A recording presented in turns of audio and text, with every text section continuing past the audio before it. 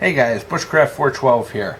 Still got another week on that Jetboil giveaway contest, so if you are interested in entering that contest, you got until next Sunday to get in. If you go to my main channel page, it is the main video on my page. You got, like I said, you got till next week to put an entry in, and good luck to you all, you guys, and I appreciate all the support I've gotten with this channel over the past year and a half.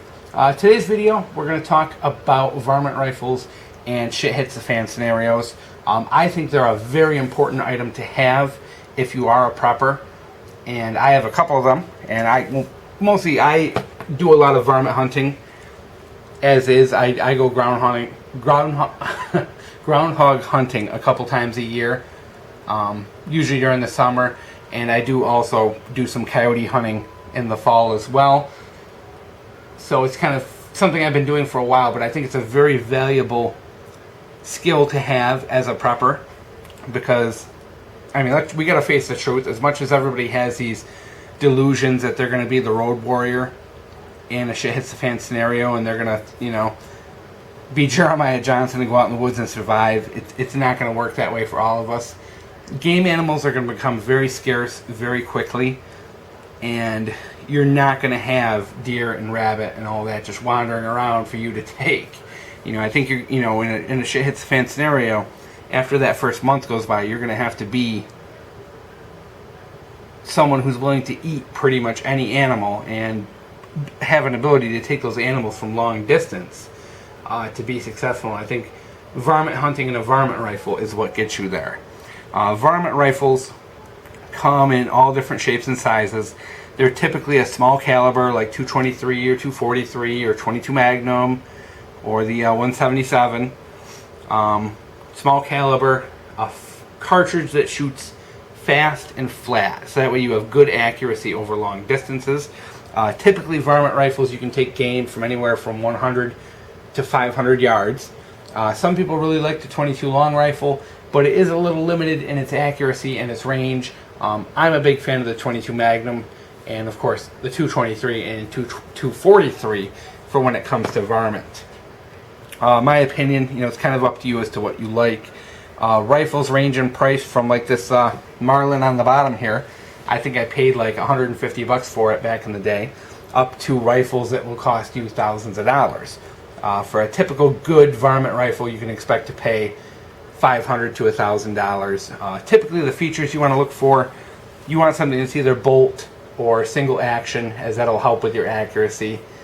Typically it's ideal to have something with a big heavy bull barrel, as that will help your accuracy as well, and something with a good clean trigger, or the ability to do a replacement trigger or a trigger job on it that will get you a good clean trigger pull for the best accuracy. Also, you want to make sure it's a gun you can, you know, set up to a bipod or put into a nice bench rest to help your accuracy. Like for example, when I go groundhog hunting, I go with a guy who does bench rest shooting. He has a couple of guns that were custom built.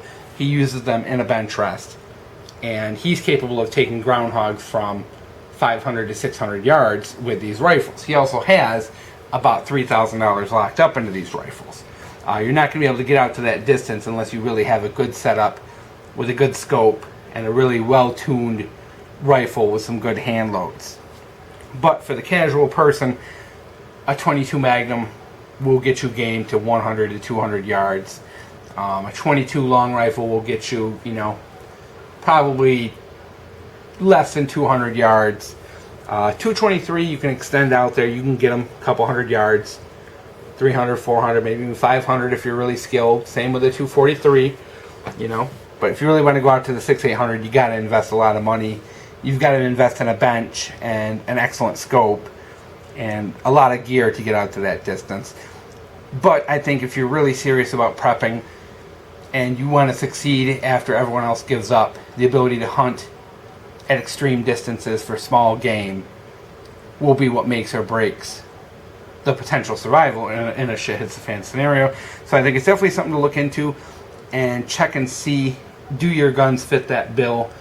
Can you hunt like that? You know, I mean, a 30-06, you're going to ruin game. You know, granted, 30-06 or 308 will shoot a long, long way, you know, hundreds and hundreds of yards, but you will kill and just splatter small game with it. You want to make sure you have something that's appropriate to hunt that way, because I really think it's going to be the key to success for long-term hunting survival after the shit hits the fan. So, wanted to put that out there. I've mentioned it in a couple videos before and just kind of briefly touched on it, but I just really wanted to say it's really important. You know, don't just focus on guns for self-defense. Don't just focus on guns for deer hunting. Look at the small varmint rifles. You may need them, and they will definitely expand your ability to gain food and extend your hunting distances out many hundreds of yards. Hope you enjoyed Bushcraft 412.